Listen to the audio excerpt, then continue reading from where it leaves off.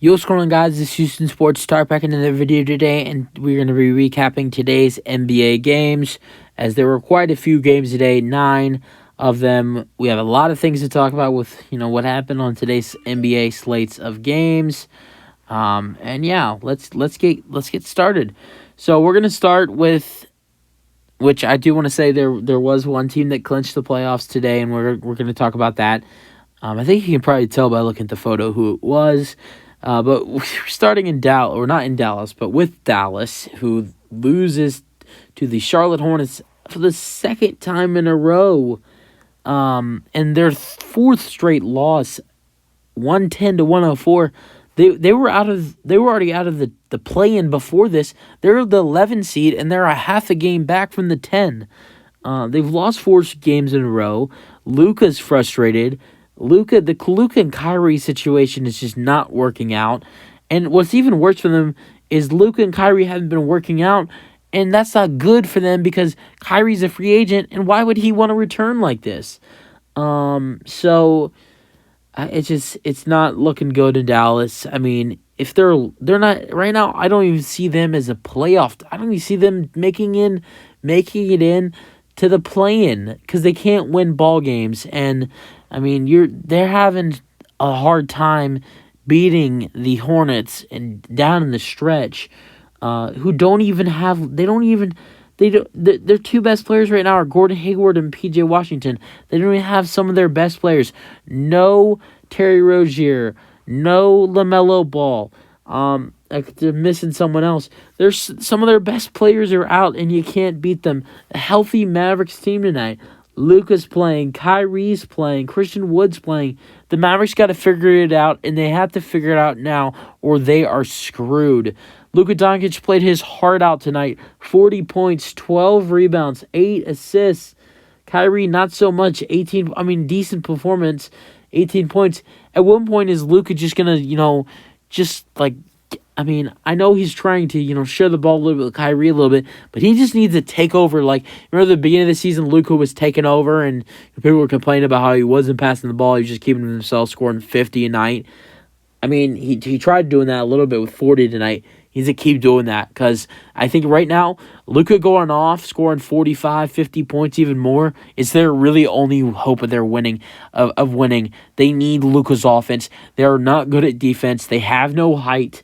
Their best height, really, is Dwight Powell, who's like 6'10", and Christian Wood is 6'10" as well, and Maxi Kleber. They have no true center. They don't have any great defense. So this team has to figure it out, and they have to figure it now. Let's go over the Hornets scoring real quick. Gordon Hayward had 22. He's been playing some decent basketball recently. 21 for PJ Washington, and that was really it. And then next we got the Bulls and the Lakers. The Bulls beat the Lakers 118-108. LeBron James returned tonight off the bench. This is fun fact. This is LeBron James. LeBron's second game of his career coming off the bench, and he was their leading scorer tonight with 19, 18 for Beasley, who he came off the bench as well, and that's weird because he's been starting. Austin Reeves with 13, and then Dennis Schroeder with 17, Anthony Davis with 15, 9, and 5, Troy Brown Jr. with 18. This is not really a bad loss for the Lakers because the Bulls have been playing some great basketballs of recent. They've been playing really good. So it's not really that bad of a loss. Levine had 32 tonight. DeRozan had 17, 6, and 10. Beverly had 10. Kobe White had 13. Drummond had 12. So good win for the Bulls, but they just been balling as of recent. So Lakers, and they're still in a really good position. They're still the 9 seed, so I think they'll be able to get to at least 8 or 7 by the end of the season because they have a little bit of an easy schedule down the road. But the Bulls, they're in a situation right now. They're playing some great basketball as of right now. But yeah, Cavs Rockets. I already talked about this game with my post game for the Rockets. I will talk about it again because the Cavaliers did clinch playoff berth today. First time that here's this fact. First time that the Cavaliers have clinched playoffs without LeBron since 2000. Since 1998. I mean, that's crazy. I mean, it's the first time they've clinched playoffs since LeBron left them in 2000, in 2017-18 season. But they've never clinched the play. Not when those. However, LeBron left them. Probably I don't know when. I don't know the exact year LeBron came back. LeBron came back around 2014, 2015. And then he left probably 2012. LeBron probably left 2010. He's probably gone about 4 or 5 years. He probably spent 4 or 5 years in Miami, if I'm correct. In those 4 to 5 years, they never made the playoffs. So the Cavs have never made the playoffs until today without LeBron James. So this is the first appearance the Cavs will have made in the NBA playoffs without LeBron James since 1998. That's a crazy fact right there. But as a Rockets fan, this was a tough. I gotta admit, I was actually happy the Rockets lost. I wanted the I was actually the Cavs. They're one of my other favorite teams. They're like my second favorite team in the league. I like with players. The only players I really like on their roster, Garland and Mitchell. But I've been liking them before that. With I wanted them to succeed after LeBron left, and they sucked for years, but I always still believed in them and, knew they would figure it out one day. I didn't think it'd be this soon because they had a young team going, and then they got Jared Allen and they got Donovan Mitchell. It just excelled after that. But, it's just good to see them in the playoffs again. They got a great team. I said this in a video in my Rockets postgame. I like their team. Like I said, Cavs are one of my favorite teams in this league, but right now I don't see them going over the second round. What I did say is that I think they win in the first round. If they can get a matchup against the Celtics, which I think right now is highly unlikable, I think the Bucks, I think they lose to the Bucks in 5. The Celtics, I think they have a chance against the Celtics because the Cavs are a team that this year they've done good against the Celtics. I think they could take the Celtics to a good 6 or 7 games because they've played great against the Celtics this year. They match up against the Celtics. So I think if the Cavs were to match up against the Celtics in the second round, potentially, I think the Cavs, they could knock off the Boston Celtics. There's a chance. I think they're way better off facing the Celtics, which I think is really unlikely to face the Celtics right now. Because I don't think Celtics get to 1. But, yeah.